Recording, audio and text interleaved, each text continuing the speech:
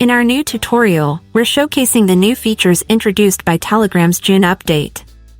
One of the new additions is the ability to add animated effects to your messages. As you can see on the screen, you can select an emoji or a sticker, and depending on the chosen emoji or sticker, the recipient will see an animated effect. Let me show you how to send such a message.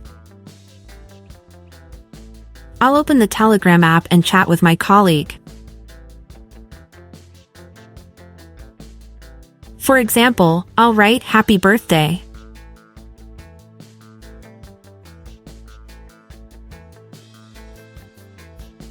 Now, instead of the usual click on the send button, long tap on the send button. Here, the available emojis appear. By clicking on this arrow, numerous stickers are also displayed. These are locked and only available to Telegram Premium users. Here's how it looks when we select one of the free ones.